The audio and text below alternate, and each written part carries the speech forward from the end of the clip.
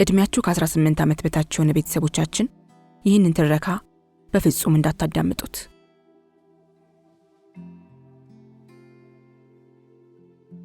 ወይ ዝናሽ! ሰው በርትቶ ከሰራ የትም መድረስ እንደሚችል ያረጋገጥኩት ዝናሽ በሂል ጫማ መራመድ ቻለች የተባልኩ ቀን ነው። ወይ ዝናሽ!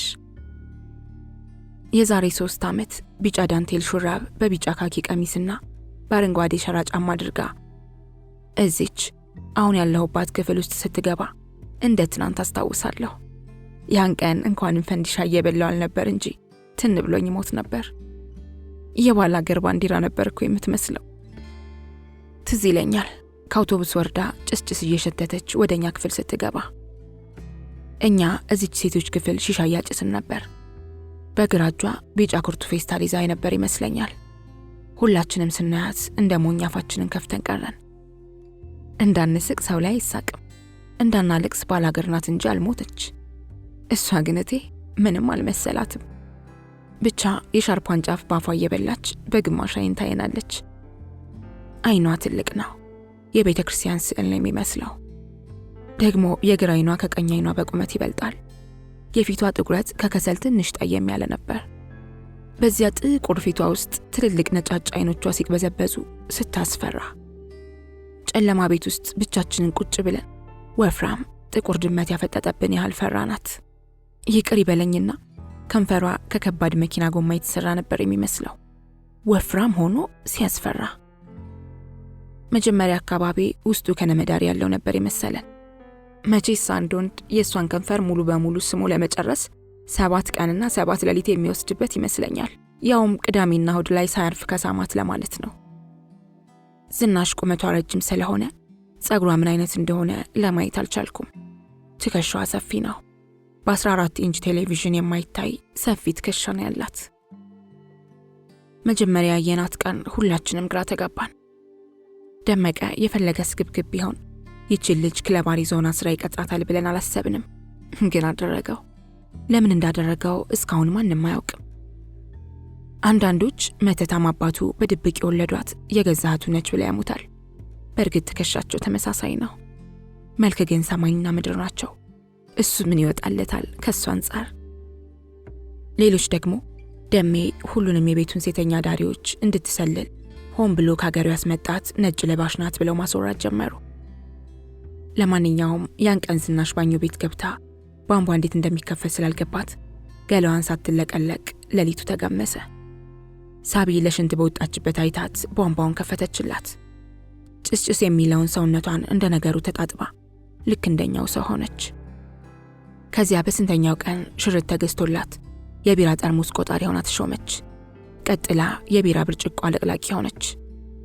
እጇን በየጊዜው ጠርሙስ ይቆርጣት ስለነበር እሷ ባጠበችው ብርጭቆ ለመጠጣት ፈራን። ያን ሰሞን በፍርሃት ቢራ በጠርሙስ ነበር የምንጠጣው። በመጣች በስንተኛው ሳምንት ደግሞ የቢራና የለስላሳ መጠጥ ስሞችን በሄድዌተሩ አማካኝነት እንድታጠና ተደርጎ አስተናጋጅ ሆነች ተባለ። አላመንም፣ ማንም አላመንም። ምክንያቱም ዝናሽ አስተናጋጅ ልትሆን አትችልም። ለምን ቢባል ዝናሽ ነገር የሚገባት ከ72 ሰዓታት በኋላ ነዋ። እንዴት ነው ክለብ አሪዞናን የሚያህል ቀውጤ ቤት ውስጥ ዝናሽ አስተናጋጅ ልትሆን የምትችለው? የማይመስል ነገር ነበር። ይህን የምላው ስሟን ለማጥፋት ብዬ አይደለም። የዝናሽ አይምሮ ፔንቲየሟን ስለሆነ ነው። ያን የሚያክል እንስራ ጭንቅላት ይዛ እንዴት ነገር ቶሎ እንደማይገባት አይገባኝም። ሁል ጊዜ እንደተሳሳተች ነው። ሁል ጊዜ መደናቆር ነው። በኦቲዝም እንዳንጠረጥራት ስልክ ቁጥሯን በቃላ ታውቀዋለች። ትጦዛለች እንዳይባል ሲጋራ ሸተተኝ ብላ 3 ቀን ጸጉሯን ቅቤ የምትቀባ ንክር ባላገር ናት። እሺ ምን እንበላት? የዝናሽን በአሪዞና አስተናጋጅ መሆን እንዴት እንቀበለው? እንደገመትነውም መጀመሪያ አካባቢ ትንሽ ስራው ከበዳት። ለምሳሌ አንድ ቀን ከሆነ እስላም ደንበኛዬ ጋር ቁጭ ብለን ልትታዘዘን መጣች። እጇን ወደ ኋላ አጣምራ ምን ልታዘዝ አለችን። እኔ እሱ ስለማይጠጣ ደስ እንዲለው ብዬ ትንሿን አዘዝኩ። ለእርሶስ አለችው ደንበኛዬን። አንቱ ስላለችው ቅሬታ ፊቱ ላይ የተነበበ ቀዝቃዛ ፔፕሲ ይሆነልኝ አላት። ምን አይነት አለችው። በሳቅ ከወንበሩ ተፈንቅሎ ወደቀ። ቀዝቃዛ ፔፕሲ ያለሽ ምን አይነት ይባላል እንዴ ዝናሽ ስላት፣ አይ ፔፕሲ ሆኖ ወይ ሚሪንዳ ወይ ኮካ ፈልጎ እንደሆን ላጣራ ብዬ ነው አለችኝ። እሱ ፍንግል ብሎ በወደቀበት እየተንፈራፈረ ሳቀ። እኔ ሳቄን ያንኑ ማቆም ስላቃተኝ ደንበኛዬን ሸኝቸው መኝታ ቤቴ ገብቼ ከውስጥ ቆልፌ ደንብና ስርዓት ባለው መልኩ መሳቅ ቀጠልኩ። ያን ቀን ሌሊቱ ሙሉ በእንቅልፍ ልቤ ሳይቀር እየሳቅኩ ያደርኩ ይመስለኛል። ዝናሽ ከተቀጠረች ጀምሮ መልስ ለደንበኛ በትክክል ሰጥታ አታውቅም። አንድ ምሽት እነ ሽፈራው ጋቦንና ማስሬ ዘካሳንቺስ ራት ጋብዘውን አሪፍ ተዝናንተን ሂሳብ እንድታመጣ ነገርናት። ማስሬ ፈጠን ብሎ ሂሳቡን ዘጋው። ዝናሽ ትንሽ ቆይታ መልስ ይዛለት መጣች። መልሱን ሲቆጥረው 192 ብር ከ50 ሳንቲም ነው። አንድ ሰው ስንት ብር ቢከፍል ነው 192 ብር ከ50 ሳንቲም የሚመለስለት ብለን ማሰብ ጀመርን። እስከ ዛሬም ይህን የሂሳብ ስሌት የደረሰበት ሰው የለም። አንስታይንን ከሞት ቀስቅሰን አሪዞና ብንጠራው ለዚህ የሂሳብ ጥያቄ መልስ አይሰጥም። ምናልባት ማስሬ ድፍን 500 ብር ሰጥቷት ሊሆን ይችላል ብለን ጠረጠርን። ድፍን 500 ብር የሚባል ነገር ደግሞ የለም። ከዝናሽ የማይረሱ ገጠመኞች አንዱ ለመጀመሪያ ጊዜ ቲፕ የተሰጣት ቀን የሆነችው ነው። ጎልማሳ መላጣ ሰውዬ ነበር። አልፎ አልፎ ክለብ አሪዞና እየመጣ ለስላሳ ይዞ ተዝናንቶ የሚሄድ 5 ብር ቲፕ ትቶላት ሄደ። ዝናሽ ተንደርድራ ተከትላ ወጣ። ጋሼ ገንዘቡን ዘንግቷል አለችው። ፈገግ ብሎ ችግር የለም ቲፕ ነው አላት። ኧረ ስፕራይት ነው የጠጡ ብላው ቁጭ። ሰውየው የሰማውን ማመን አልቻለም። ቆይቶ ነው የገባው። በሳቅ ፈረሰ። ከዚያን ቀን ጀምሮ ሰውየው ቋሚ ደንበኛችን ሆነ። ክለብ አሪዞና ሲመጣ ከዝናሽ ውጭ ማንም እንዲታዘዘው አይፈልግም። ብዙ ዓመት ስኖር እንደሱ ያሳቀኝ ሰው የለም ይላል። ዝናሽ ከ9 ወር በኋላ አንድ ሕፃን እናቱ ማህፀን ውስጥ 9 ወር እንደሚቆየው ሁሉ ዝናሽም ክለብ አሪዞና ውስጥ በአስተናጋጅነት 9 ወራትን ቆየች። ከዚያም ጥምቀት ሲደርስ ለአንድ ሳምንት ረፍት አገሯ ደርሳ መጣች። ከዚያም የሥራ ዘርፍ ለውጥ ለማድረግ እንደወሰነች ጭምጭምታ መስማት ተጀመረ። ቢዝነስ መስራት ልትጀምር ነው ተባለ። የመስቀል ፍላወር ሴቱላ ታዳኔ ጉድ እያለች አሽሙር ጀመረች። እንደ በግ የሸረፈች ያልሸረፈች የተባለ ሴት የሚቀጠርበት ክለብ አሪዞና፣ ዲግሪም ቁንጅናም ተይዞ እንኳን ስራ የማይገኝበት ክለብ አሪዞና አንዲትን እርጥብ ባላገር ለቢዝነስ ሊቀጥር ነው ቢባል ማን ያምናል?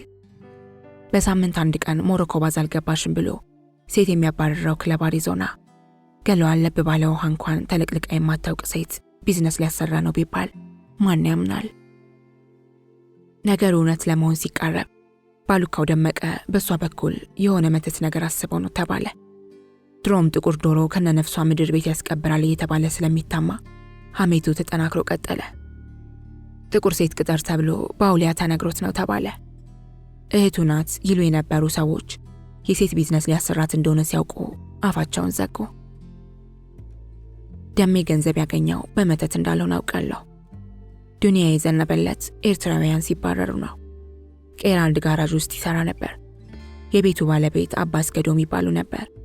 ደሜ ያኔ የቅርብ ረዳታቸው ነበር። ኤርትራውያን ከሀገር ይውጡ ሲባል ደሜ ጋራጁን ባደራ እንዲያስተዳድር ተሰጠው። ከቀበሌ ጋር ተሞዳምዶ እንደሆነ ነገር አድርጎ ጠቀለለው። አሁንም ድረስ የእሱ አይደለም ሚኒስተር የሆኑ የሀገሩ ሰውዬ ናቸው በሱ ስም አድርገው የሚሸቅሉበት ይባላል። እኔ ግን አይመስለኝም። አንድ ሚኒስተር ምን ቢልከሰከስ ከአንድ ጋራዥ ቤት ምን ብር ያስለቀመዋል? ደሜ ጋራዡን ሽጦ እዚህ ሮማ ህንፃ ውስጥ አሪዞናን ከፈተ። አሁን ደሜ ተወደደም ተጠላ የአሪዞና ጌታ ነው። በከተማው ቁጥር 1 የሆነ በየምሽቱ ብር ሪያልና ዶላር የሚታተምበት ክለብ ነው በባለቤትነት የሚያንቀሳቅሰው። እንኳን እሱ እኛ ለሱ የምንሰራው እንኳን አንዳንዴ ብር በስቶብን ያስነጥሰናል፣ የሚሰራንን ያሳጣናል። እሱም እንዲያደርገውት ይሆናል ዝናሽን እየቀጠራት ያለው። አሁን ዞሮ ዞሮ ዝናሽ ሴተኛ ዳሪ ልትሆን ነው።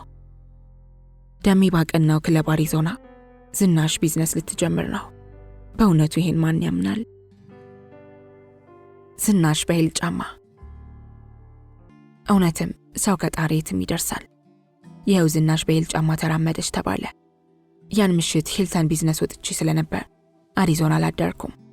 ወሬውን ስሰማ ግን ሳኩኝ። መጀመሪያ ስትራመድ በአይኔ በብረቱ ካላየው አላምንም ብዬ ድርቅ አልኩ። የምሬን ነበር። በፍጹም ዝናሽ በሂል ጫማ ስትራመድ ማሰብ አልቻልኩም። በቃ ሊዋጥልኝ አልቻለም። ሴቱ ሁሉ የውስጥ እጄን እየጠፈጠፈ ሲምልልኝ ግን ዝናሽ እውነትን በሂል ጫማ ተራምዳ ሊሆን እንደሚችል ጠረጠርኩ። ሁኔታውን እነ ሳምሪ አዳምቀው ሲነግሩኝ በጣም በስሜት ታውጠው ነበር። መጀመሪያ 2 የአሪዞና ጋርዶች ማለትም ተሼና ሳሚ ባሪያው በግራና በቀኟ ቆመውላት እነሱን ተደገፈች ተባለ። ከዚያም ለ1 ደቂቃ ያህል ሚዛኗን ለመጠበቅ ሞከረችና ልቀቁኝ አለቻቸው። እርግጠኛ ነሽ ዝናሽ አሏት ተባለ። እኩል ደንግጠው አዎ ግን ቀስ ብላችሁ ልቀቁኝ አለቻቸው። ተሼና ሳሚ ባሪያው ሲፈሩና ሲቸሩ ቀስ ብለው ለቀቋት። ከነ ሳሚ ባሪያው ተላቃ ስትቆም አሪዞና ፐብ ሴቶች ቤት በቀውጢ ጭብጨባ ተናጋሉ።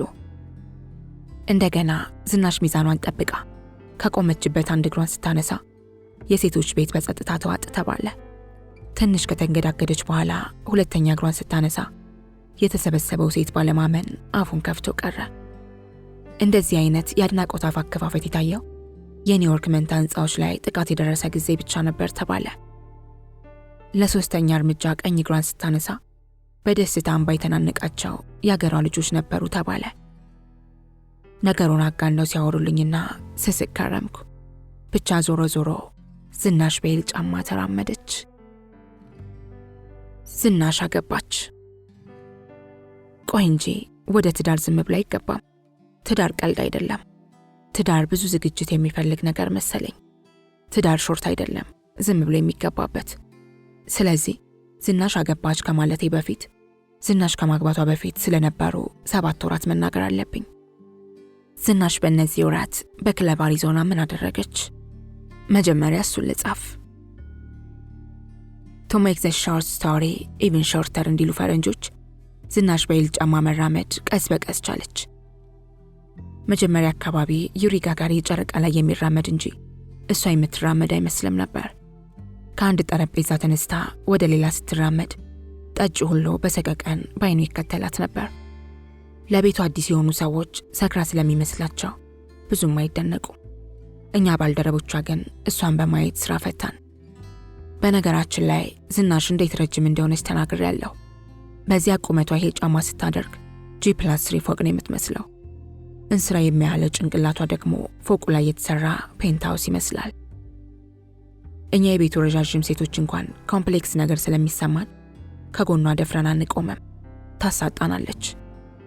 እሷ ግን ቁመት ብቻ ሳይሆን ጥቁረትም ውፍረትም ክብደትም የሚያህላት ስለሌለ ቤቱን እየረገጠች ታንቋቋለች። እሷ ስትራመድ ምድር ትንቋቋለች። ይቺ ምድር ስንቱን እንደቻለች ይቅር ይበለኝ። ዝናሽ ከጡቷ ይልቅ ጉንጯ ጡት መያዣ ይፈልጋል። በዚያ ሰውነት ላይ ፈጣሪ ለምን ትንንሽ ጡቶች እንደተከለላት ይገርመኛል።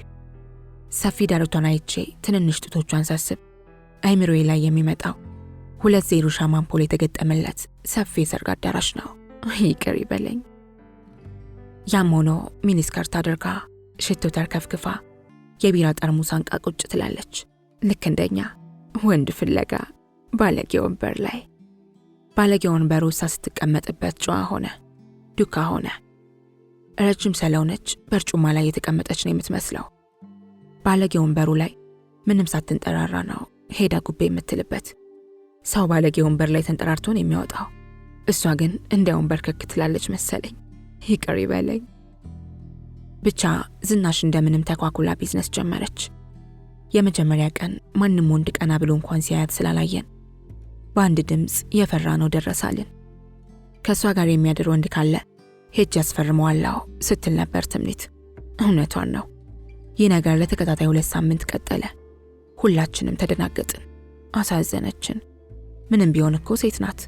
የበታችነት ስሜት ተሰምቷት ራሷ ላይ አደጋ እንዳታደርስ ፈራን። እሷቴ ምንም አልመሰላትም። ትኩረቷ ሁሉ በሂል ጫማ እንደልቧ መራመድ መቻሏ ላይ ነበር። አንድ ቀን ደፍረን እንደሚነገር ነው። በቃ የሆነ ነገር አድርግ፣ ለሞራሏ ጥሩ አይደለም። በሳምንት አንድ እንኳን ወንድ ስታጣ አይደብርም አላው። ዝም ብሎ የምንለውን ከሰማ በኋላ ቆጣ ብሎ ሁላችሁም በማያገባችሁ ገብታችሁ አትፈትፍቱ፣ አርፋችሁ ስራችሁን ስሩ ብሎን ጥሎን ሄደ።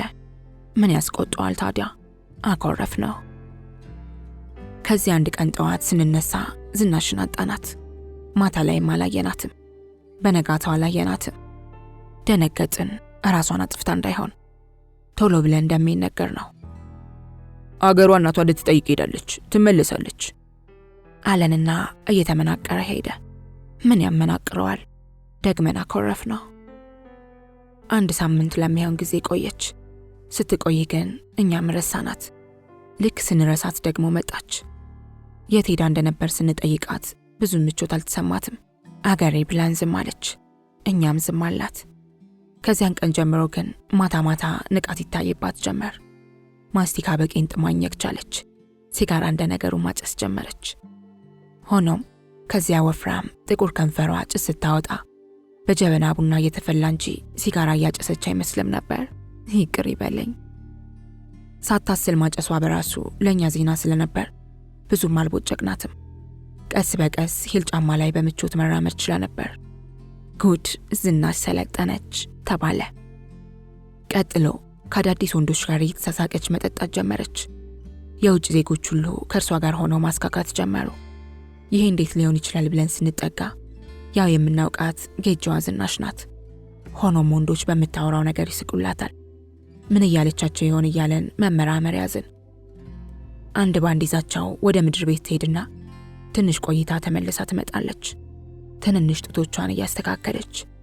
ምድር ቤት በክለብ አሪዞና ሾርት የሚፈልግ ወንድ ብቻ ለ15 ደቂቃ 500 ብር ከፍሎ የሚገባበት ሚስጥራዊ ቤት ነው። ዝናሽ ባልተጠበቀ ፍጥነት ምድር ቤቱን ቢዚ ያደረገችው።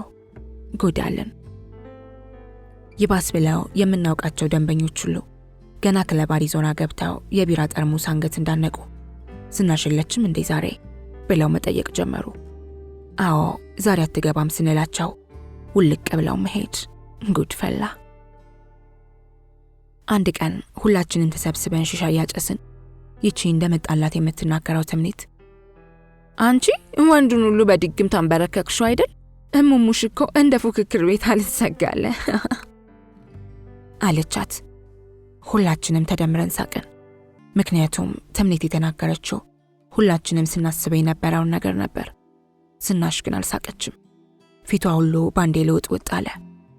ጥቁር ግንባሯ ላይ ሚኒሊክ ከአውስትራሊያ አምጥተው የተከሉትን ዛፍ የሚያክል ደም ስር መጥቶ ተጋደመ። ያ ወፍራሙ ከንፈሯ ተንቀጠቀጠ። ነጫጭ አይኖቿ የሆነ ቀይ መብራት የሚመስል ነገር አበሩ። በተለይ ትልቁ የግራ አይኗ በርበሬ መሰለ። ትምኒትን ሌላ ነገር አልተናገረቻትም። እንዲህ ብቻ አለቻት፣ የእኔስ ላይ ዘጋ ተከፍቷል፣ ያንቺ ግን ላይ ከፈት ይዘጋል። ዛሬም ድረስ ቃል በቃል አስታውሳለሁ። ትምኒት ደነገጠች። የትምኒትን መደንገጥ አይተን እኛም ደነገጥን። ከዚያን ቀን ጀምሮ ዝናሽን ፈራናት። የሆኑ ጅኒዎች እንደሚታዘዙላት እርግጠኛ ሆነን። ጥቂት ቀናት አለፉ። ትምኒት መቀመጫዋ ላይ ኪንታሮት ወጣባት። አልነገረችንም። ደንበኞቿ ሸሿት። አልነገረችንም። ብር ቸገራት። ነገረችን። ያለንን ሰጠናት። ጨረሰችውና እንደገና ጠየቀችን። ሰጠናት። አሁንም ሳምንት ሳይቆይ የሰጣችሁኝ ብር እኮ አለቃለችን። ተሳቃ። ይቺ ትምኒት ብሩን የት ነው የምትወስደው ብለን ስንጋራም እራሷ ነገረችን። እየተርበተበተች አንገቷን ሰብራ ኪንታሮት የወጣብኝ መቀመጬ ላይ ሳይሆን ሌላ መጥፎ ቦታ ላይ ነው። ከአሁን በኋላ ቢዝነስ መስራት የምችል አይመስለኝም አለችን። ክው ብለን ቀረን። የሰጠናትን ብር ሁሉ ለባህል ሐኪም እየከፈለችው ነው ለካ። በጣም አሳዘነችንና ያለንን ሁሉ አዋተን ሰጠናት። ብዙ ሺህ ብር ሆነላት። ያላዋጣችላት ዝናሽ ብቻ ነበረች። ከወር ከምናምን በኋላ ትምኒት ከክለብ አሪዞና ተባረረች። ምን ነው ሲባል ደንበኞች ቅሬታ ቀረቡ ተባለ። በግልጽ ያቀረቡትን ቅሬታ የሚነግረን ግን ጠፋ። ትምኒት ራሷ ናት ቅሬታው ምን እንደሆነ የነገረችን። እሙሙሽ ይሸታል ይሉኛል፣ ለእኔ ግን ምንም የሚሸተኝ ነገር የለም። እመቤቴ ትድረስልኝ እንጂ ምን አደርጋለሁ አለች። በጣም አዘንላት። ያን ሰሞን የሰራነውን ቢዝነስ ሁሉ ሰተን አልቀሰን ሸኘናት። መልክ ሳያንሳት፣ ጨዋታ ሳያንሳት እንደዚያ ሳቂታ የነበረች ልጅ በአንድ ጊዜ ቅስሟ ተሰበረ። የዝናሽ እርግማን ደረሰ ተባለ።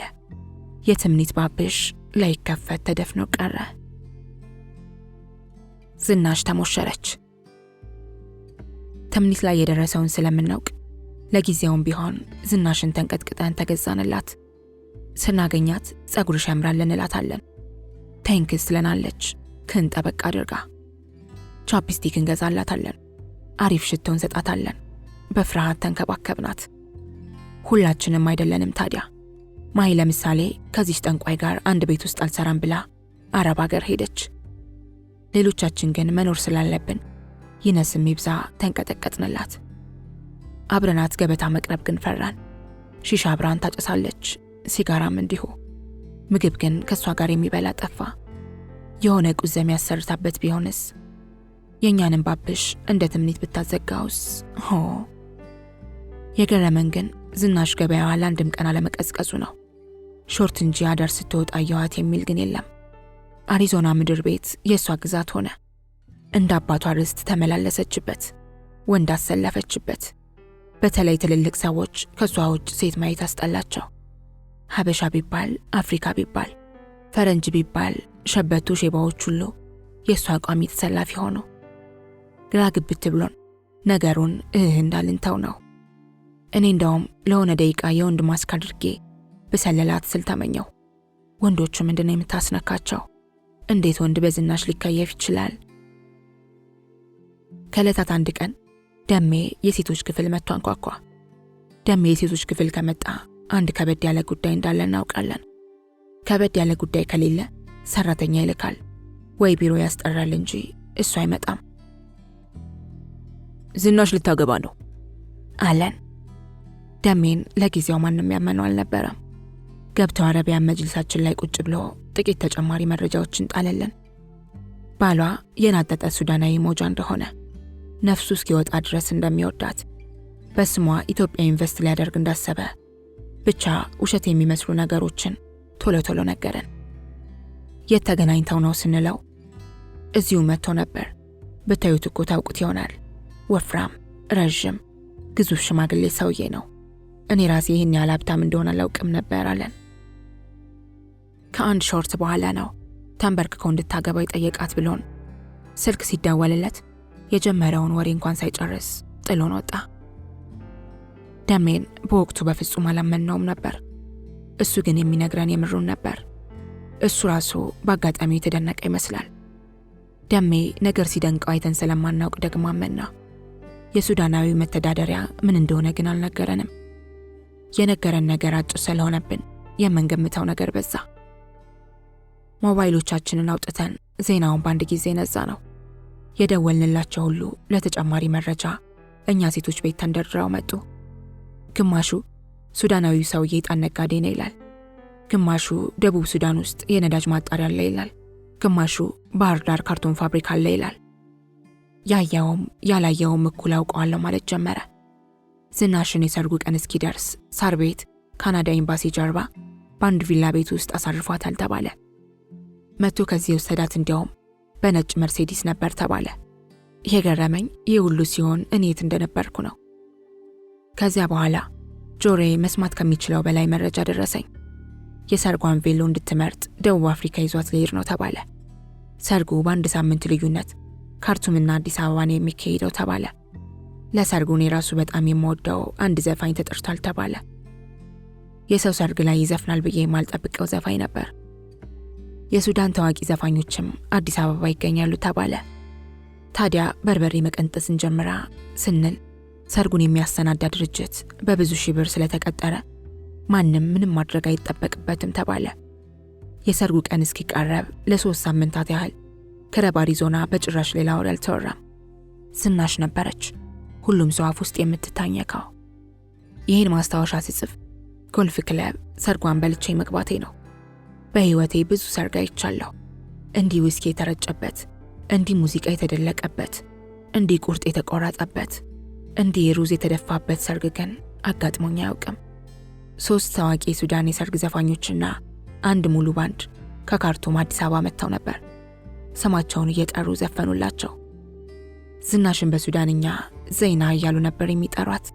እሷም ባሏም ሚዜ አልነበራቸውም። ለምን እንደዚህ እንዳደረጉ አልገባኝም። ያለ ሚዜ ሰርግ ሲካሄድ ሳይ የመጀመሪያዬ ነው። ቢሆንም ቅልጥ ያለ ሰርግ ነበር። የመስቀል ፍላወር አካባቢ ሴት አንዷም አልቀረችም። ሁሏም እስክትፈነዳ በልታ እስክትሸና ጠጥታ ነው ሄደችው። በታሪክ ብዙ ሴተኛ ዳር የተገኘበት ሰርግ ይመስለኛል። አቤት ግን ዛሬ ሰውን እንዴት እንደታዘብኩት! ዝናሽን እንደዚያ እንዳላብጠለጠሏት፣ እንደዚያ እንዳልተሳለቁባት፣ እንዳላፌዙባት፣ እንዳልሸሿት፣ ሞጃ ግብታ ሞጃ መሆኗን ሲያውቁ ስሟን ከመቼው ከዝናሽ ወደ ዜድ እንደቀየሩት፣ ከመቼው ቁንጅናዋ እንደታያቸው፣ ከመቼው ከንፈሯ እንደሳሳባቸው፣ ያ የምድር ወገብ የሚያክለው ወገቧን እኮ ችቦ አይሞላም ሲሉት ምንም አላፈሩም። እነተሼ በሷ እይታ ውስጥ ለመግባት እንዴት በስክስታ እንደተርገፈገፉ፣ እነ ውቢት እሷ እንድታያቸው እንዴት ጭራቸውን እንደቆሉ። ይቺ ቅሳነት ድፍረቷ የእሷ እንኳን ለጉድ ነው። ሱዳንኛ በተከፈተ ቁጥር ከሙሽራው ፊት እየሄደች ያዙ ይልቀቁኝ ስትል ሰው ይታዘበኛል እንኳን አትልም። የምር ሰውየው ሁለተኛ ሚስት አድርጎ እንዲወስዳት የፈለገች ይመስል ነበር። ለካንስ ቁንጅና ማለት ገንዘብ ነው።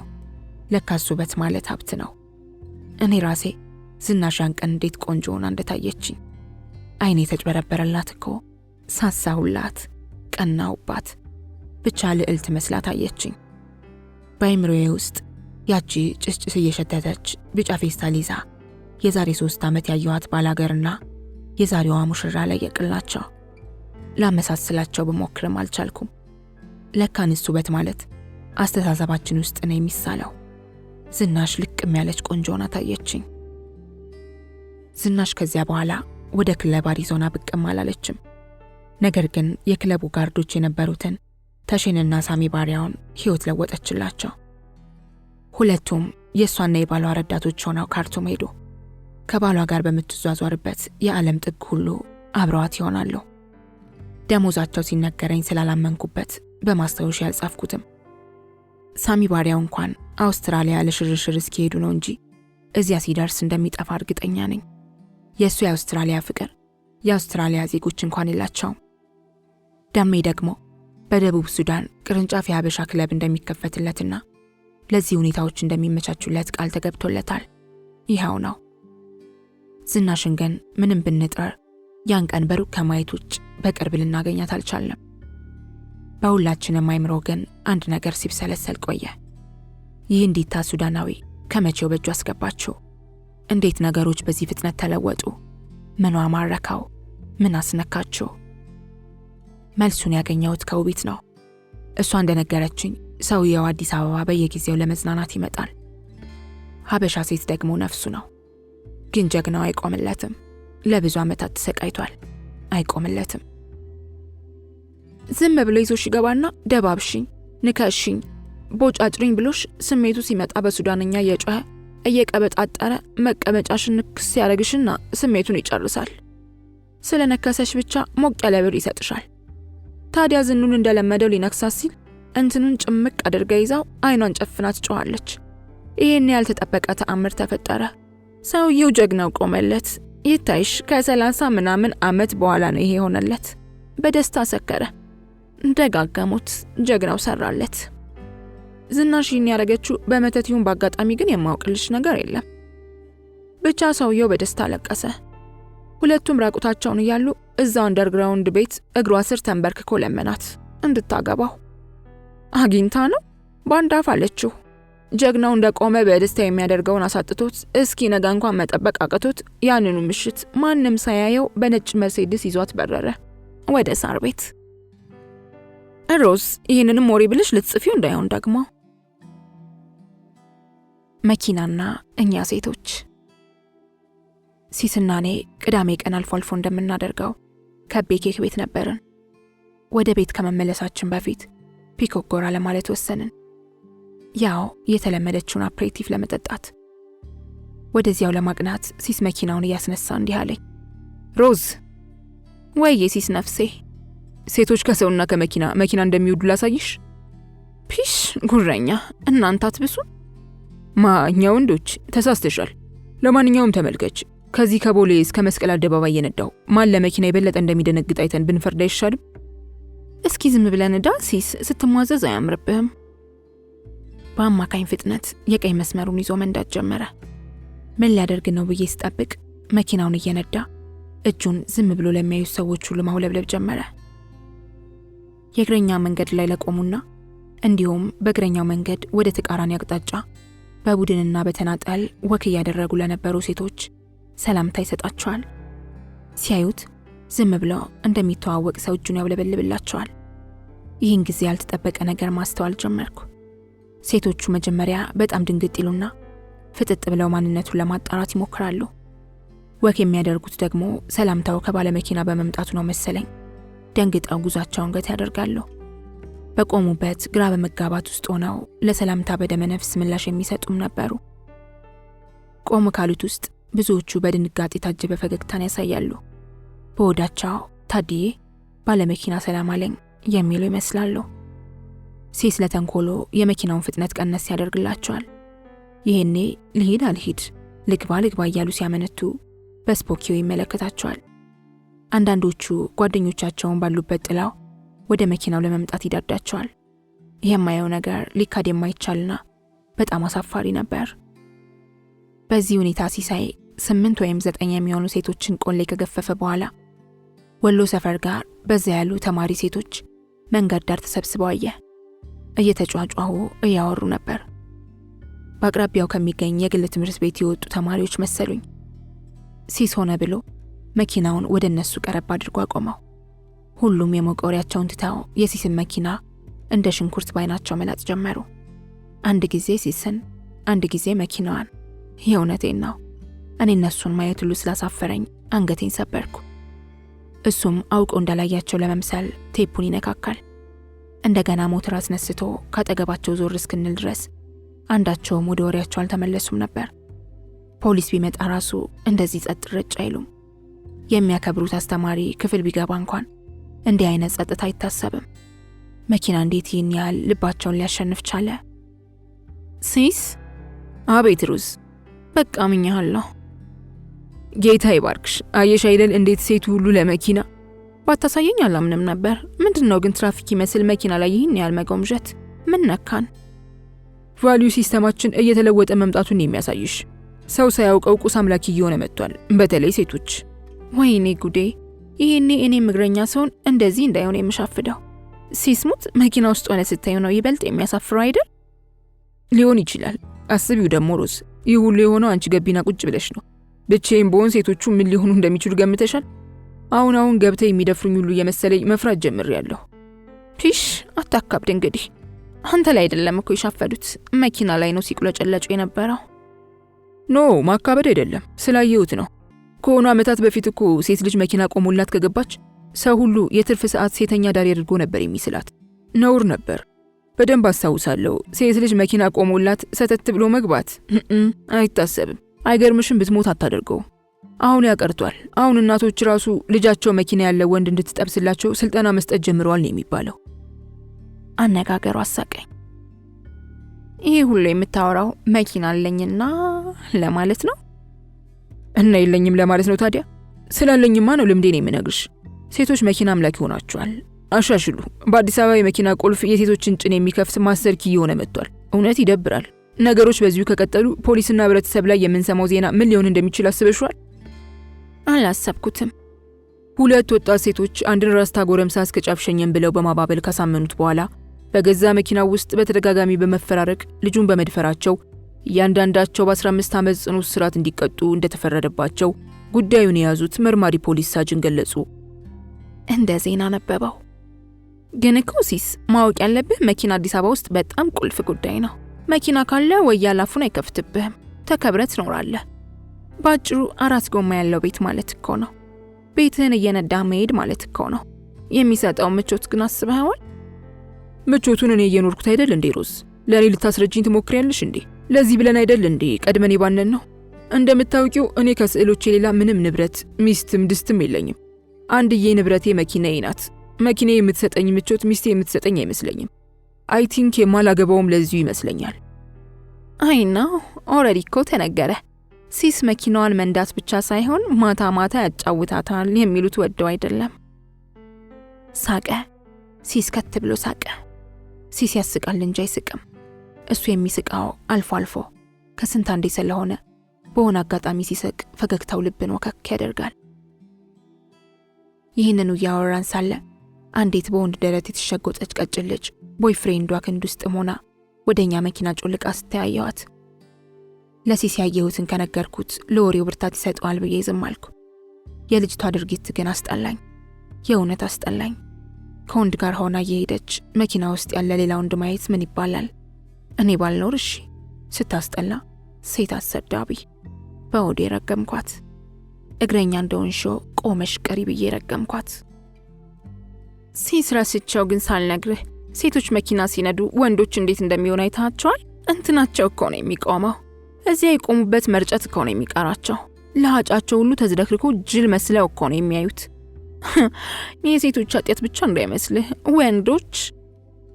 ራሴ በተናገርኩት ነገር ከትብዬ ሳኩ። እኔ እንጃ ሮዚ፣ እኔ እሱን ስላላየው መናገር አልችልም። እኔ መናገር የምችለው ያየሁትን ብቻ ነው።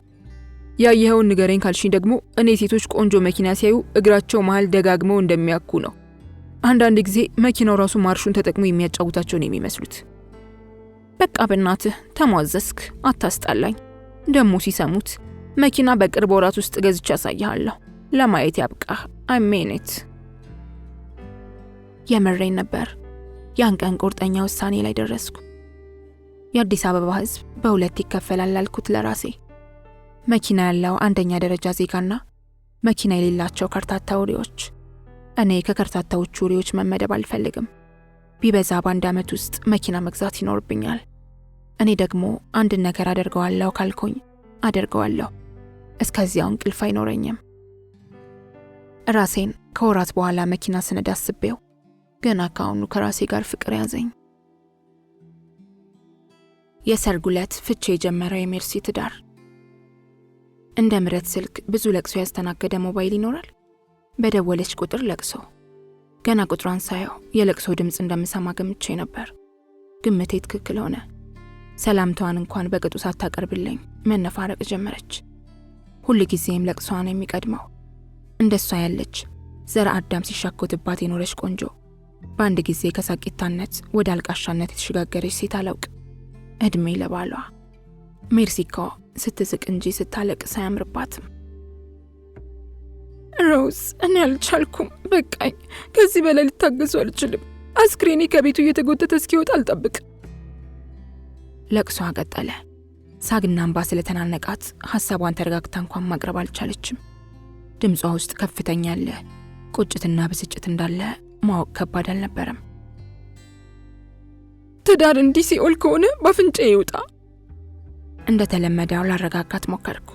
አልተሳካልኝም። እንዲያውም ባሰባት። ለመውዳት እናቴ ስል በየቀኑ የሚግተኝን በደልና ስቃይ ችያለሁ። ከዛሬ ጀምሮ ግን በቃኝ። ማንም የፈለገውን ይበል። ሮዝ ሙች፣ በቃኝ። ሁል ጊዜም እንደዛተች ቢሆንም የዛሬው ግን አስፈራኝ። ብትፈታው ምን ሊፈጠር እንደሚችል አስቤ መላ ሰውነቴን ድንጋጤ ወረረው። ፍርሃቴ ያለ ምክንያት አልነበረም። ሜርሲና ገዛኝ ወዳጅ ዘመድን አጀብ አሰኘ። ድል ያለ ሰርግ በትዳር ከተጣመሩ ገና 3 ወር እንኳን አልሆናቸውም። ላፍታ የምላት ነገር ጠፍቶብኝ አንደበቴ ተሳሰረ። ሮዝ ሙች፣ ከዚህ አውሬ ጋር ከእንግዲህ ለአንዲት ሰከንድ አልኖርም። እሱን ብሎ ምሁር ሀብቱም እውቀቱም ባፍንጬ ይውጣ። እስኪገለኝ የምጠብቅ ቂል አይደለሁም። በለቅሶ ከታጀቡት ቀጣይ ንግግሮቿ በትዳር ከተጣመሩበት ቪላ ቤት ወጥታ እንደደወለችልኝ ተረዳሁ። በፍጥነት ልታገኘኝ የፈለገችውም ለዚሁ መሆን አለበት። ቤት ራት እያዘጋጀው እንደምጠብቃት ነገርኳት። የሜርሲን ውሳኔ ብደግፈውም አስፈራኝ። ከሰውነት ተራውተውና እንዳይሆኑ ሆነው ያሳደጓት ድሃ እናቷ ከህሊኔ ሲመላለሱ አንጀቴ በሐዘን ተንሰፈሰፈ። ሚስኪን ወንድምና እህቶቿም ከአይምሮዬ ጓዳ እየተመላለሱ መንፈሴን አወኩት። ሜርሲ ባሏን ፈታችሁ ማለት ቤተሰቧን ወደ ድህነት አዘቅት መልሳ ከተተችው ማለት ነው። ለቤተሰቡ ጥሩ ተገንና አለኝታ የሆነቻቸው ሜርሲ ብቻ ናት። በርካታ ዓመታትን ካስቆጠረ ጓደኝነታችን ሜርሲን አሳምሬ ያውቃታለሁ። እንዴት ደስተኛና ሳቂታ ልጅ እንደነበረች። ባል ስታገባ ደስታዋ ገሃነም ገባ። ዛሬ ደግሞ ምን ብሏት ያው ነው ከይሲ። እስክትመጣ ድረስ ምግብ ማብሰል ነበረብኝ። ስሜቴ ስለታወከ ግን ያን ማድረግ አልቻልኩም። የሚረብሸኝን ስሜት ለመርሳት ወደ ፍሪጅ ያቀናው። ቀብራራው ፓይለት ደንበኛ ያመጣልኝን የደቡብ አፍሪካ ነጭ ወይን አውጥቼ አንቆረቆርኩት። ሆኖም በሜርሲና ቤተሰቧ ቀጣይ የህይወት ምዕራፍ ከመብሰልሰል አልታደገኝም። ለምን ይሆን እንዲህ የምጨነቅላት? የዋህ ስለሆነች? በወንድ የምትጠቃ ሴት ስለምታንሰፈስፈኝ? አላውቅም። በሐሳብ እየተብሰለሰልኩ በሬ ተንኳኳ። ከፈትኩት። ሜርሲ ነበረች። በድንጋጤ ጮኽኩ። አይኗ አባብጧል፣ ፊቷ በላልዟል፣ ከንፈሯ ተነርቷል። ውቧ ጓደኛዬ በባሏ ብርቱ ድብደባ ወንዝ ውስጥ ሞታ እንደከረመች ድመት ሁለመናዋ ተነፋፍቷል። እንደገና ተጠምጥማብኝ እየተንሰቀሰቀች ማልቀስ ጀመረች። ይኸውልሽ ሮዝ፣ ያውሬ እንዲህ ያደረገኝ፣ ጉዶን ኩልሽ፣ አጉሎን ኩልሽ፣ ተበላሸው። ለቅሷ ማብቂያ አልነበረው። ሜርሲን ወደ ደረቴ አስጠግቼ አጥብቄ ያቀፍኳት። አንጀቴን በላችኝ። ባሏ ሲደበድባት ይህ ለመጀመሪያ ጊዜ አልነበረም። ከዚህ በፊትም በተለያዩ አጋጣሚዎች ደብድቧታል። እሷ ከዛሬ ነገ ይሻሻላል በሚል ችለው ትኖራለች። መማር አርቆ አሳቢነትን፣ አስተዋይነትን፣ ተቆርቋሪነትን፣ ሰብአዊነትንና መልካም ስነ ምግባርን ካላጎናጸፈ ትርጉሙ ምንድን ነው? ቡጢኛው ገዛኸኝ ለስሙ 3 ዲግሪ አለው። በአንድ የማህበረሰብ ጤና ላይ የሚሰራ የአሜሪካ ግብረሰናይ ድርጅት ውስጥ በምክትል ካንትሪ ዳይሬክተርነት ይሰራል። ጥቅማ ጥቅምን ሳይጨምር ደሞዙ ብቻ $15,000 በላይ ነው። መቼም የጉድ አገር አይደል ያለ ነው። ሚስቱን እንዲህ በየጊዜው በቡጢ እየነረተ ይህኔ እኮ በሚሰራበት የኤንጂኦ በኩል ስለ ሰብአዊ መብት አያያዝ ይደሰኩር ይሆናል። ስለ ሴቶች ጥቃት ሰብክ ይሆናል። ከሜርሲ ጋር ገዝሽን ባገኘውበት ጥቂት አጋጣሚ እንኳን ስለ ሴቶች ጥቃት በጨዋታ ሲቦተረፍ ስለገጠመኝ ነው እንዲህ የምለው። ሜርሲ በተደጋጋሚ እንዳጫወተችኝ ገዛኸኝ ከስራ ተመልሶ ቤት ሲገባ የሚያደርገው የመጀመሪያው ነገር ሞባይሏን መበርበር ነው። የደወሉላትን ሰዎች ሜርሲ በሜሴንጀር፣ በፌስቡክ፣ በስካይፕ ወይም በቫይበር ቻት ያደረገቻቸው መልእክቶች ካሉ ሁሉንም ቼክ ያደርጋል። ይህ የሁል ጊዜ ተግባሩ ነው። የሚስቱን የግል መብትና ነጻነት የማይጠብቀው ገዛኸኝ ነው እንግዲህ በአደባባይ የሰብአዊ መብት አቀንቃኝና ተሟጋች ሆኖ የሚቀርበው። ለነገሩ ምን አበሳጨኝ? ወደሽ ከተደፋሽ ቢረግጡሽ አይክፋሽ ብሏል አበሻ። ብዙ ጊዜ ለሜርሲ በግል የምትለዋወጣቸውን የድምፅና የጽሑፍ መልእክቶች ለራሷ ብቻ በሚስጥር የመያዝ መብት እንዳላት ብነግራትም አልሰማችኝም። ከባሌ የምደብቀው ምንም ሚስጥር አይኖርም፣ ባሌ ሁሉንም ፓስወርዶቼ ማወቅ አለበት ብላትም ዋግቴ ነበር። እሱ በተመሳሳይ መልኩ የላፕቶፑንና የሞባይሉን ፓስወርድ እንድታውቅ ይፈቅድላት እንደሆን ስጠይቃት ግን መልስ አልነበራትም። አንደበቷ ይተሳሰራል። በትዳር አጋሮች መሃል ምንም ሚስጥር ሊኖር አይገባም ከተባለ ግልጽነቱ ከሁለቱም ወገን መሆን እንዳለበት አስባለሁ። ገዝሽና ሜርሲ ጋር ግን እንዲህ አልነበሩም። የአንድ ወገን ፍጹም ግልጽነት ብቻ ምን ዋጋ አለው? እንደ ገዝሽ በረባ ባልረባው በትንሽ በትልቁ ቅናትና ጥርጣሬ የሚያንጨረጭረው ወንድ በእኩልነት ያምናል ብሎ ማሰብ ራሱ ሞኝነት ነው። ድሮም በሕይወቱ ስለማይተገብረው ነገር አብዝቶ የሚተረተርን ሰው ቀልቢ አይወድም። ሐሳቡ፣ ንግግሩና ድርጊቱ የሚጣጣም ወንድ ነፍሴ ነው። እስካሁን እንዳስተዋልኩት አብዛኛው ወንድ እንደዚህ አይደለም። ልክ እንደ መምህር አስቻለው ወይም ደግሞ ልክ እንደ ሜርሲ ባል በየዕለቱ የተለያዩ የማንነት ጭንብሎችን ያጠልቃል። በአደባባይና በማጀት የሚያሳየው ማንነት አራምባና ቆቦ ነው። የመምህር አስቻለውና የገዝሽ ስብዕና ጥሩ የአበሻ ወንድ አስመሳይነት ማሳያ ይመስለኛል።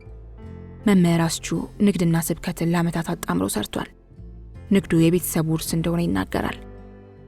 ስብከትና አገልግሎቱን ጨርሶ ከመካከለኛው ምስራቅ በተመለሰ ቁጥር መምህር አስቻለው ቅንጡን ክለብ አሪዞናን ይጎበኛል።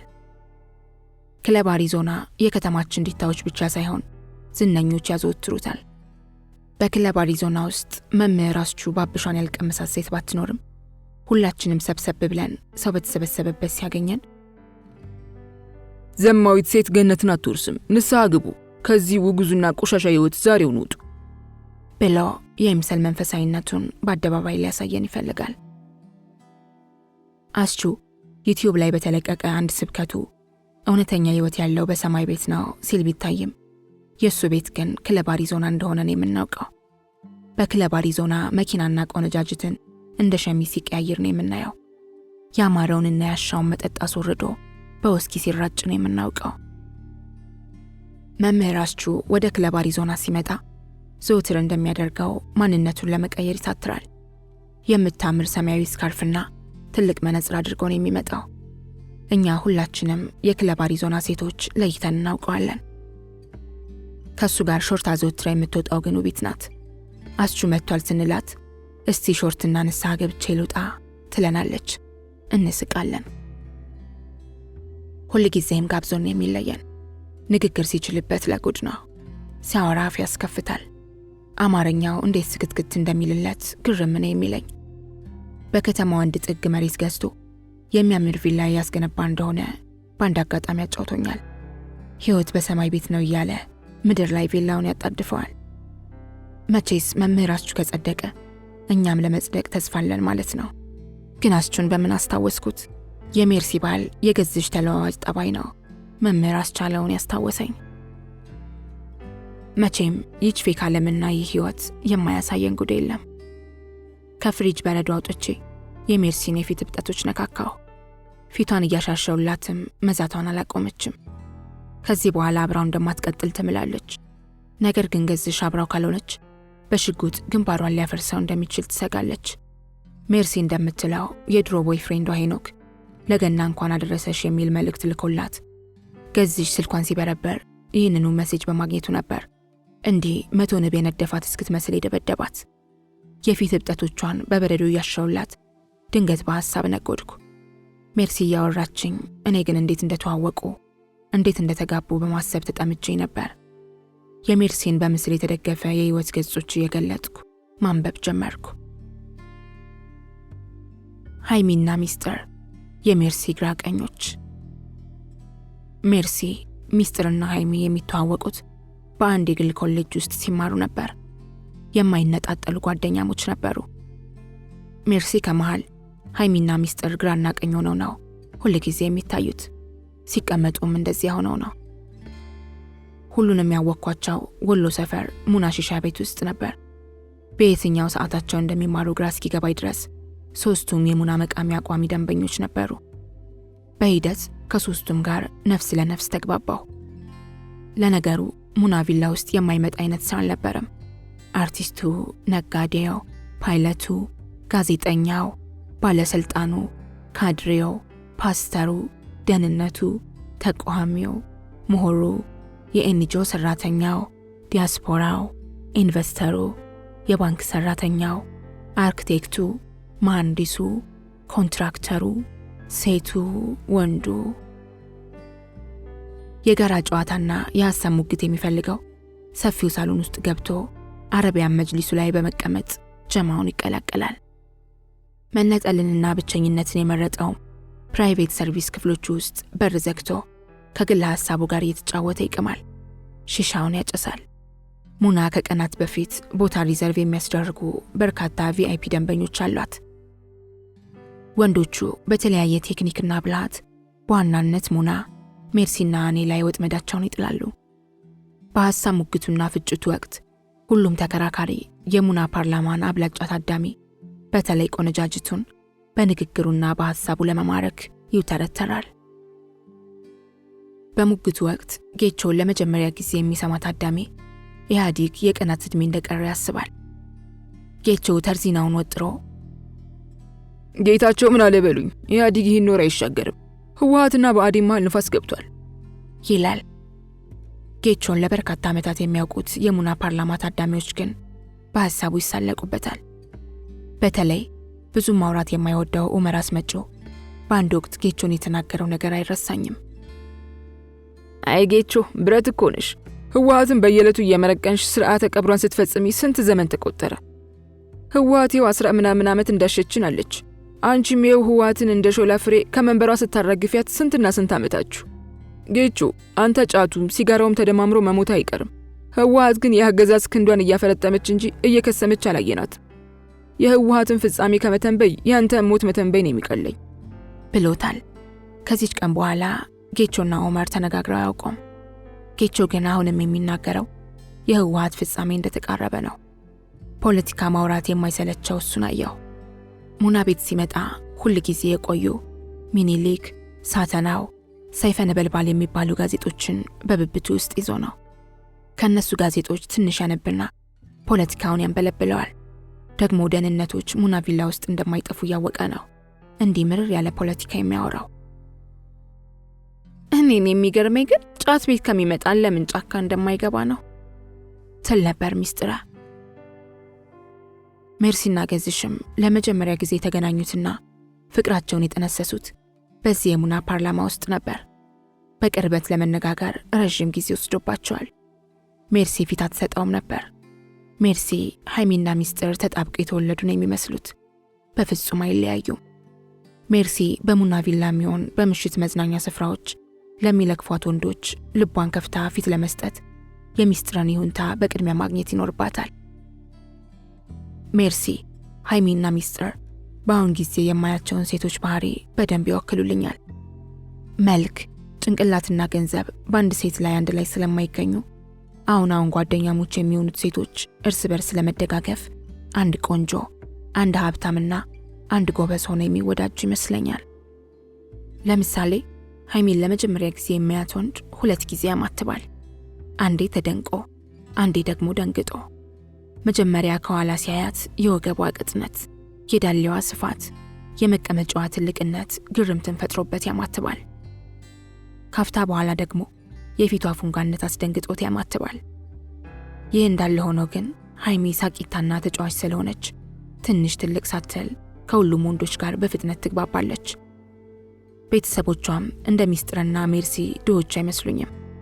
ከነሱ ሳንቲም በመያዝ የተሻለችው ሃይሚ ናት።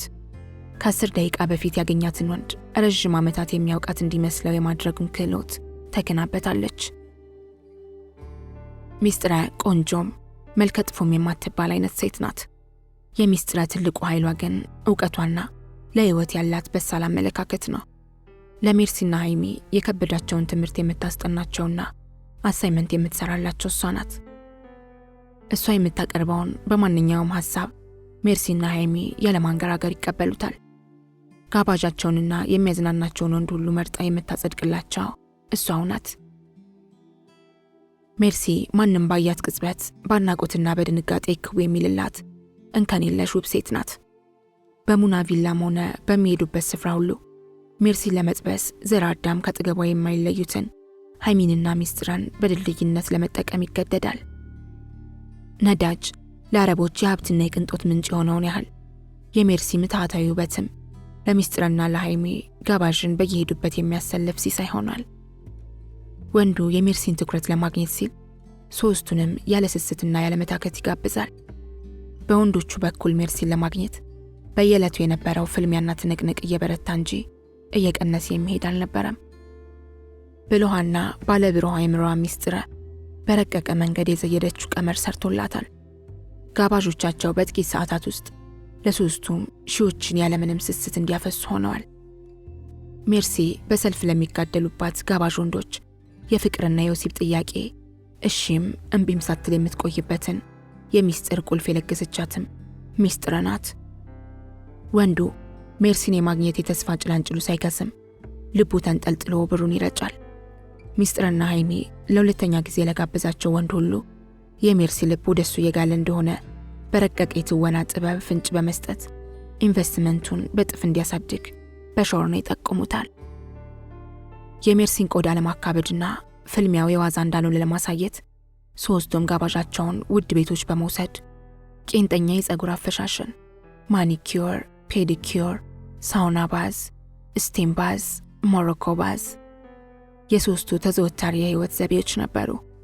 ከኮሌጅ የሚተርፋቸውን ሰዓት በወንዶች በኩል በሚመጣ ገንዘብ በመምነሽነሽ ነበር የሚያሳልፉት። ገዝሽ በሜርሲ ፍቅር ጀዘበ። ገዝሽ ግን እድለኛ ነበር። ከዚህ ሁሉ ፍልሚያና ኢንቨስትመንት በኋላ እንደ ሌሎቹ እድለቢስ ወንዶች ከፍልሚያ ሜዳው በባዶ አልተሰናበተም። ሜርሲ ለውስጥ ከታው ነበር። ገንዘብ፣ መልክና እውቀት ሳያንሰኝ እንዴት አንዲት የኮሌጅ ተማሪ እንዲትንቀባረርብኛለች ብሎ ለሙና ቤት ታዳሚ ተናገረ። በሙና ፓርላማ ቀርቦ ለራሱ ቃል ገባ ሜርሲን የግሉ ለማድረግ። ይህ ልሁ ስለ ሜርሲ አብዝቶ እንዲያስብና እንዲብሰለሰል አደረገው። በዚያ ሂደት ሜርሲ ሙሉ አእምሮውን ተቆጣጠረችው። ሌት ተቀን በሐሳብ የሚያመነሽገው እሷን ብቻ ሆነ። ባጭሩ ከሜርሲ ፍቅር ያዘው። ለሜርሲ የነበረው ፍቅር ጨርቁን ለማስጣል ትንሽ እስኪቀረው ድረስ ረዘም ላለ ጊዜ ካጀዘበውና ካጃጃለው በኋላ ሜርሲን የማግኛው የሚስጥር ቁልፉ ድንገት ተገለጠለት። አንድ ሰሞን ከባድ የሥራ ኃላፊነቱን ዘንግቶ የረፍት ፍቃድ እየሞላ ሜርሲን ለማግኘት ሲል ሙና ቤት ከጠዋት ጀምሮ ሙሉ ቀን መታደም ጀምሮ ነበር።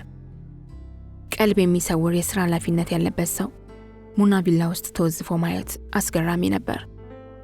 እንዳለመታደል ሆኖ እሱ የሥራ ረፍት በወሰደበት ያን ሰሞን ለነ ሜርሲ የኮሌጅ ፈተና ወቅት ስለነበር 3 ወፎች ከሙና ቤት ቀርተው ነበር። ተመራቂ ተማሪዎች ስለነበሩ 3ቱም ስልካቸውን ዘግተው ተሰወሩ። ገዝሽ በሙና ፓርላማ ውስጥ እንደ ሌላ ጊዜው በሐሳብ ሙግቱ ላይ በንግግር መሳተፉን አቆመ። ያን ሰሞን ምንም ቃል ትንፍሽ ሳይል በአስፈሪ ዝምታ ሞባይሉ ማህደር ካሉት የሜርሲ በርካታ ፎቶዎች ላይ ያፈጠጠ መዋል ብቻ ሆነ ስራው። እነጌች በቃ አንተ ሜርሲ ከሌለች የምሁር አንደበት አይፈታም ማለት ነው ሲሉ ተሳለቁበት። ጸጉሩ ጎፍሮ ጺሙ ተንዠርጎ ልብሱን ለ2 ሳምንታት ሳይቀይር ሱባኤ የገባው ፈፌ መሰለ። ራሱን ጣለ። ጠዋት በሾፌር ይመጣና ምሽት ለሾፌሩ ደውሎለት መጠጥ ቤት ይዞት ይሄዳል። ገዝሽ በሜርሲ ፍቅር ክፉኛ መክነፉ በየዕለቱ ቀትር ሰዓት ላይ በሙና አፈ ጉባኤነት በሚሰየመው የሙና ፓርላማ ቋሚ ታዳሚዎች ዘንድ በይፋ ታወቀ። ፍቅሩ ሐላል ወጣ። ወደ ኋላ ላይ እንደውም ለይቶለት ነበር። ሜርሲ ስልኳን አጥፍታ ጠፋችብኝ፣ እሷን ካላገኘው አልድንም ብሎ በይፋ እስከ መናገር ደረሰ። ገዝሽ በዚያን ወቅት ክብሩንና ኃላፊነቱን አሽቀንጥሮ ጥሎ ከጫት ግራባ ጋር አብሮ ተጠርጎ የሚወጣ ሰው ሆነ። ወፍራሙ ደላላ ጋሽ መክት ገዝሽ እንደዚያ በፍቅር መጃጃሉን ከታዘቡ በኋላ እመኑኝ ይቺ ልጅ ይህን የመሰለ መልከቀና ምሁር ላይ መስተፋቅር አሰርታበታለች። ስንትና ስንት ሰራተኛ በኃላፊነት የሚያስተዳድር ለእውቀቱ በርካታ $1000 በየወሩ የሚዝቅ ሰው ካልጠፋ ሴት ባንዲት ተማሪ እንዲህ ይሉሃ ባይኑ አልዞር ብሎት ከሰውነት ተራ አይወጣም። ተው ይሻልሃል፣ ደጀን መምር የሙሉ ሰው ጋር ልውሰድህ መፍትሄ ታገኛለህ ብለው እኮ በጅ አላለኝም። ወትሮም የከተማ ሰው ሽማግሌ የሚለውን አይሰማም። ወቸው ጉድ! ይህን የመሰለ የቀለም ቀንድ እንዲህ ባክኖ ይቅር እያለው ሲብሰለሰሉ ሰምቻቸዋለሁ። ከዚህ በፊት 2 መሬት ደልለው ስላስገዙት ጋሽ መክት ገዛኝን በጣም ነበር የሚወዱት። የማያልፍ የለም። እነ ሜርሲ ፈተናቸውን ጨርሰው ከሙና ቪላ ተከሰቱ። አሁንም አንድ ላይ ናቸው። 3ቱም አልተለያዩም። ጀማው ገና ወደ ሰፊው ሳሎን ሲገቡ በጩኸትና በጭብጨባ ደማቅ አቀባበል አደረገላቸው። አዘወትረው በሚሰየሙበት አረቢያን መጅልስ ላይ ተቀምጠው የጋራ ጨዋታቸውን አደሩት። ከዚያ ሁሉ ሴት ለምን የነሱ ጉዳይ የጀማውን ትኩረት እንደሚወስድ ይገርመኛል። ያን ቀን ሜርሲና ሚስጥራ ካጠገባቸው እንድገኝ በአይን ምልክት ጠሩኝ። ግብዣቸውን ተቀብዬ ጨዋታቸውን ተቀላቀልኩ። እኔ ከዚያን ቀን በፊት እንደ ታናናሽ እህቶቼ እንጂ እንደ ጓደኞቼ አስቤያቸው አላውቅም ነበር። ያን ቀን ግን የወሬያቸው ብስለት አመለካከቴን ስለለወጠው ጓደኞቼ ሆኑ። የወሬያቸው ማጠንጠኛ የትዳር ጉዳይ ነበር። ሚስጥራ የጨዋታዋን ሜዳ ተቆጣጥረዋለች። እኔ በግሌ አንዲት ሴት ለባሏ 4 ነገሮችን ካሟላችለት ባል ወደ ሌላ ሴት አይማትርም ብዬ አስባለሁ። በየዕለቱ ተገቢውን ትኩረትና ፍቅር ካልነፈገችው፣ በሳሎን ውስጥ ለጓደኞቹና ዘመድ አዝማዶቹ ልዕልት መስላ ከታየችለት፣ ሆዱ በጠየቀው ቁጥር እጅ የሚያስቆረጥም ምግብ የምታዘጋጅለት ባለሙያ ከሆነችና ባልጋ ላይ የወሲብ ስሜቱን ተከትላ እሳት ከሆነችለት ሌላ ሴት የሚፈልግበት ክፍተት አይኖረውም። ሚስጥር እንደዚህ ሆነች። ለምንም ነገር ለየት ያለ መልከታና አስተሳሰብ ነው ያላት። 3ታችንንም በየተራ ተመልክታን ቀጠለች። And one more thing. Never talk about things you did with your ex for your new lover. አዲሱ ፍቅረኛሽ አንድ ምርጥ ሬስቶራንት ውስጥ ራስ ሲጋብዝሽ ከበፊት ፍቅረኛዬ ጋር እዚህ ቤትን መጣ ነበር ካልሽው ይናደድብሻል። አሁንም ድረስ ከሱ ጋር ያለሽን ፍቅር እንዳልጨረስሽና የበፊቱ ጓደኛሽን የበለጠ እንደምታፈቅሪ ያስባል። ስለ ድሮ ፍቅረኛሽ ባወራሽ ቁጥር ፍቅሩ አሁንም ድረስ ከልብሽ እንዳልወጣ ይሰማዋል። ከበፊት ፍቅረኛሽ ጋር ስላደረጋችሁት ነገር ለአዲሱ ፍቅረኛሽ እያወራሹ የማይወደው የፉክክር ቤት ውስጥ አትክተችው።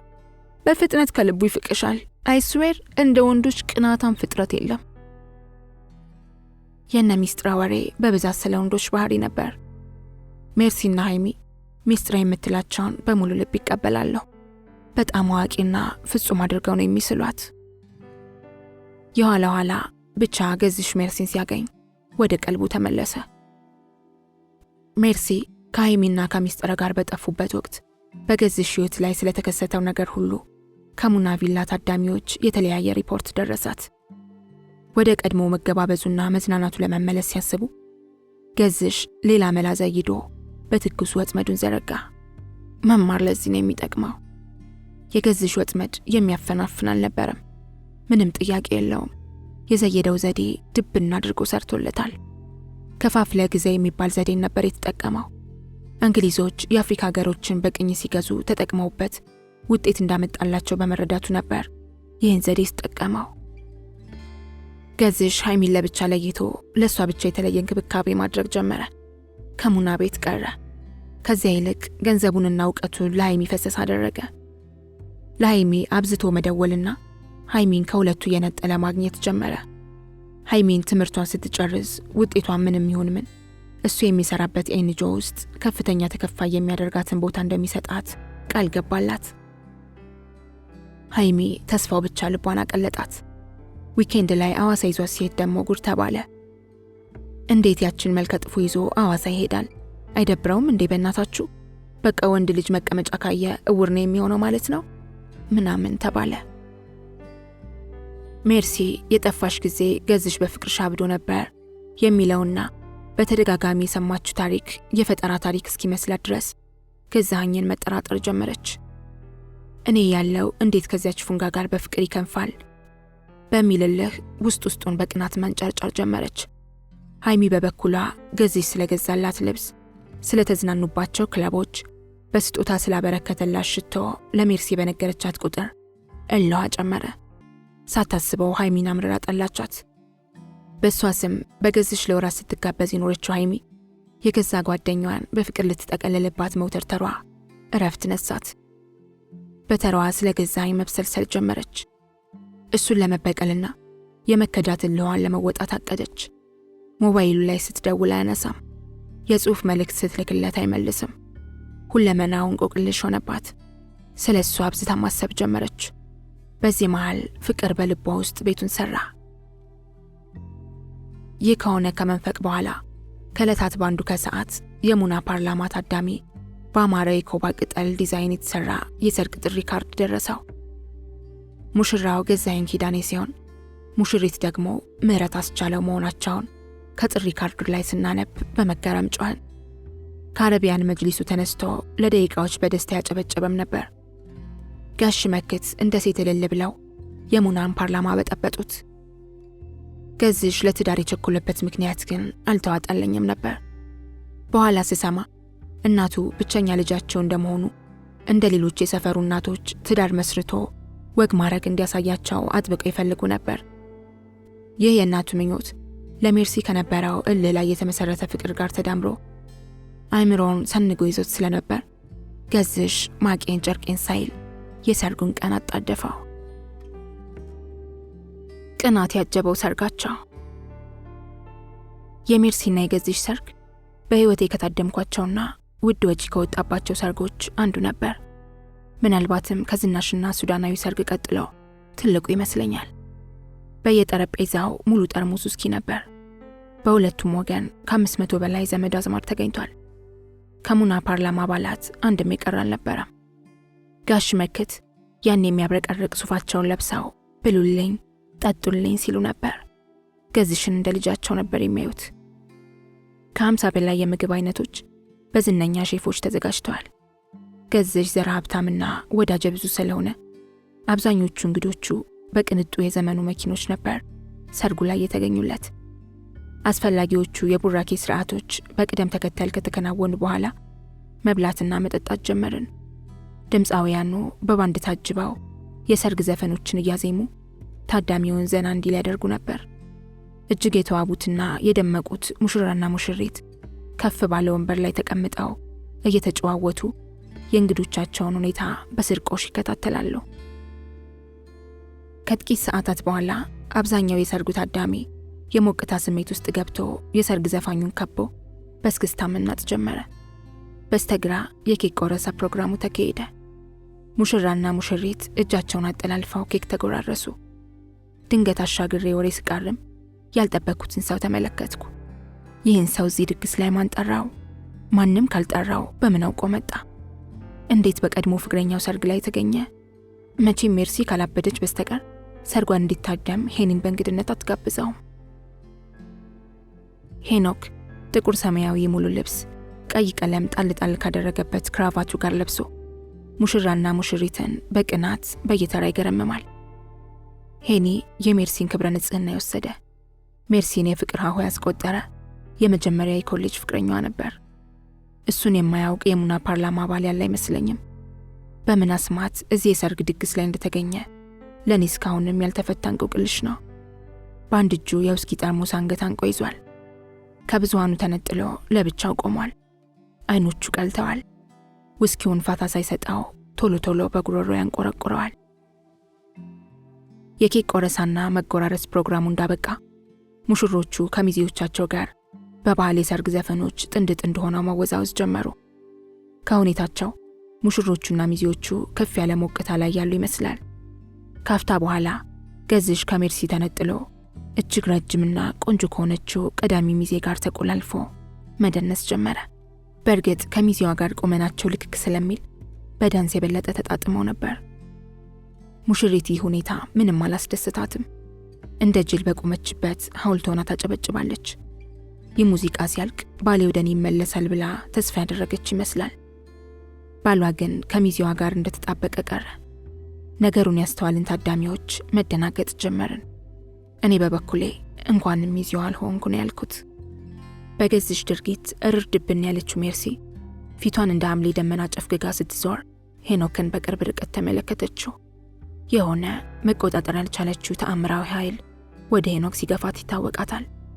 በሚዜዎቹ መሃል አቋርጣ ቬሏን እየጎተተች ወደ ሄኖክ ተጠግታ ለዳንስ ጠየቀችው። በደስታ ተቀበላት። ድምፃውያኑ የሰርግ ዘፈኖችን ቢለዋወጡም ሜርሲና ሄኒ የዳንስ ጥምረታቸው ሊቋረጥ አልቻለም። ምን እየሆነ እንዳለ ዘግይቶ ያስተዋለው ገዝሽ ወዲያውኑ ከፍተኛ የመዋረድና የመከዳት ስሜት ውስጥ ተዘፈቀ። ሄኖክ የሜርሲ የቀድሞ ፍቅረኛ እንደነበር የምናውቅ ሰርገኞች እየሆነ ያለው ነገር እጅግ አስፈራን። ገዝሽ እንደ ሙሽራ ሳይሆን እንደ እብድ አደረገው። በተቀመጠበት ወንበር በቅናት ይንጨረጨር ጀመር። በወቅቱ እግሩና እጁ ይንቀጠቀጡበት እንደነበር ያስተዋለ ብዙ ሰው አልነበረም። ሙሽሪትና ሙሽራው በፉክክር ስሜት እየገነቡት ያለው ትዳር እድሜው አጭር እንደሆነ የተነበየን ሰዎች ብዙ አልነበርንም። እንዳለመታደል ሆኖ ብዙ ሰው ድል ያለ ሰርግ ሲደግስ ትዳሩም ድል ያለና ሰላማዊ የሚሆን ይመስለዋል። እኔ በበኩሌ ሜርሲ ከሄኒ ጋር መደነስ ስትጀምር ይህ ትዳር በተአምር እንደማይሰምር ደምድሜ ነበር። በፉክክርና በቅናት ቤት እንዴት ተደርጎ ይገነባል? ሜርሲና ገዝሽ ቅናት እንደ ልብ የሚሾፍራቸው ስሜተ ስሱ ጥንዶች እንደሆኑ ከድርጊታቸው ማየት ይቻላል። ገዝሽ ድንገት በንዴት እመር ብሎ በመነሳት እየከነፈ ወደ ሙሽሪት በመሄድ ክንዷን ከሄኖክ መንጭቆ ሊሄድ ሲዘጋጅ ሙዚቃው አበቃና ሜርሲና ሄኖክ ተላቀቁ። ገዝሽን ስታየው ግግም ብላ ሄኖክን አስተዋወቀችው። ሙሽሮቹ ወደ ወንበራቸው ሲመለሱ የገዝሽ ፊት በብስጭት ቀልቶ ነበር። ደም ስሮቹም መቆጠር እስኪችሉ ድረስ በፊቱ ገጽ ላይ ተወጣጥረው ነበር። ንዴትና ብስጭቱን ውጦ እንደያዘ ያስታውቅበታል። ያ ሁሉ እንግዳ ባለበት የዚያ ሁሉ ታዳሚ ዋና የትኩረት ማዕከል በሆነበት ድግስ ላይ ብስጭቱን አምቆ ደስተኛው ነው ለመታየት ከመተወን በቀር ምን ምርጫ አለው? ተመልሰው መንበራቸው ላይ እንደተቀመጡ ሙሽራና ሙሽሪት የድግሳቸውን ታዳሚ ግራና ቀኝ የተመለከቱ ደማቂ የምስል ፈገግታቸውን ይረጩ ነበር። ሁለቱም ግን አንዱን ለማስቀናት እያሰሉ ነበር። መድረክ መሪው የሰርግ ዘፈኑን ከጨረሰው ተረኛ ድምፃዊ ማይክሮፎኑን ተቀብሎ ባህር ማዶ የሚገኙትን የሙሽሮቹ ወዳጅ ዘመዶች መልካም ምኞታቸውን የላኩበትን የመልእክት ዝርዝር በየተራ ለመላ የሰርግ ታዳሚ በሚሰማ ጉል ድምፅ ማንበብ ጀመረ። አብሮ አደጌ ሜርሲ ስዊትና ገዝሽ ቆንጆ መልካም ጋብቻ እመኝላችኋለሁ። ጥምረታችሁም የአብርሃምና የሳራ ያድርገው። ይህን መልእክት ከደቂቃዎች በፊት የላከችው ሜልቦርን አውስትራሊያ የምትኖረው ሄለን ክፍላይ ናት። ወንድሜ ገዛኸኝና የተወደድሽ ሚስቱ ምህረት፣ ጌታ ኢየሱስ ትዳራችሁን ይባርከው። መልካም ጋብቻ ይሁንላችሁ። ይህን መልእክት ከደቂቃዎች በፊት ከእንግሊዝ ሳውዛምፕተን ከተማ የላከው ወንድሜ ነህ ቢያድግልኝ ነው። ሜርሲ ላቭና ተወዳጁ ባልሽ ገዛኸኝ አላህ ትዳራችሁን ያጽነው፣ መልካም ጋብቻ። ይህን መልእክት ከደቂቃዎች በፊት ከዱባይ የላከችው ራቢያ ሰይድ ናት። የሰርግ ስነ ስርዓቱ ይቀጥላል። መድረክ መሪው በየሰርግ ዘፈኖቹ ጣልቃ እየመጣ ውጭ ሀገር የሚኖሩ የሙሽሮቹ ወዳጆች በርካታ የመልካም ምኞት መልእክት ሲያቀርብ ቆይቷል። ጥንዶቹ እድለኞች ናቸው። ከሁሉም የዓለም አህጉራት ወዳጆች አሏቸው። መድረክ መሪው ሙሽሮቹንና ታዳሚውን ለአፍታ በአትኩሮት በየተራ ከተመለከተ በኋላ በአንድ ፕሮግራም የሰርጉ መርሃ ግብር እንደሚጠናቀቅ አወጀ። ክቡራትና ክቡራን፣ የፕሮግራማችን የመጨረሻ ሰዓት ላይ ደርሰናል። አንድ ፕሮግራም ብቻ ነው የሚቀረን። ዜር ኢዝ ሰርፕራይዝ ጌስት። አንድ እጅግ የምትወዱት ልዩ እንግዳ አለን። ይህ የምንወደው የምናደንቀውና የምናከብረው እንደ አይናችን ብለን የምንሳሳለት እንቁ ወጣት አርቲስት በአጋጣሚ የሙሽራችን የገዝሽ አብሮ አደግና ቀዳሚ ሚዜ የልብ ወዳጅ ነው። አርቲስቱ የልብ ወዳጁን ጥሪ አክብሮ ከግማሽ ሰዓት በፊት እዚህ ከመሃላችን ተገኝቷል። ይህ የሀገራችን ቁጥር አንድ አርቲስት እዚህ መገኘት ብቻም ሳይሆን ሙሽሮችንና እንግዶቻቸውን ለማስደሰት 2 የሰርግ ዘፈኖችን ሊያቀርብልን ቃል ገብቷል። ሰርፕራይዝ ጌስት ስለሆነ አሁን ስሙን አልነግራችሁም፣ ታውቁታላችሁ። ካፍታ በኋላ ልዩ እንግዳው ገና መድረኩን እንደረገጠ ሙሉ ታዳሚው ሆ ብሎ ተነሳ። አንድም ታዳሚ ከወንበሩ ያልተነሳ አልነበረም። ሁሉም ሰው ይህን ተወዳጅ አርቲስት ከበበው። አስገራሚው ነገር የተፈጠረው ይሄኔ ነው። ሜርሲ የዘፋኙን ማንነት ስታይ ብድግ ብላ ወንበሯን ለቃ የሰርግ ዘፈን ወደሚያቀርበው አርቲስት ቬሏን እየጎተተች በጥድፊያ ተመመች። ከምኔው ከአርቲስቱ አጠገብ እንደተገኘች እግዚአብሔር ነው የሚያውቀው። የሚገርመው አርቲስቱ ሁሉንም የሰርግ ዘፈኖች ሲያቀርብ ከጎኗ አልተለየችውም። ባሏን መፈጠሩንም ረስተዋለች። በእውነቱ የሙሽራውን በጥልቅ የብቸኝነት የሐዘንና የብስጭት ስሜት ክፉኛ የጨፈገገ ፊት ዞር ብሎ ያየ ማንም አልነበረም። አዳሚ በታዋቂው ዘፋኝ ዙሪያ ይራኮታል። ከተቀመጠበት ወንበር ላይ እንደ ሚስማር ተቸንግሮ የቀረው ሙሽራው ብቻ ነበር። ሙሽሪት ሜርሲ አርቲስቱ 2 የሰርግ ዘፈኖቹን ከቀረበ በኋላ ወደ ቦታው አልተመለሰችም። አብራው የማስታወሻ ፎቶዎችን ለመነሳት ከካሜራማኑ ፊት ተገተረች። ሁሉም የሰርጉ ታዳሚ ከአርቲስቱ ጋር የማስታወሻ ፎቶ ለመነሳት ቋምጦ ይጠብቃል። ሙሽሪት ግን አርቲስቱን የሙጠኝ ብላ ቀረች። ሙሽራው ገዝሽ ከወንበሩ ላይ ለብቻው እንደተቀመጠ ተክዟል። በህይወቴ እንደዛ አይነት የእልህ፣ የንዴት፣ የሀፍረት፣ የብስጭትና የበቀል ስሜትን ባንድ ላይ የቋረ ኮስታራና ጨፍጋጋ ፊት ተመልክቼ አላውቅም።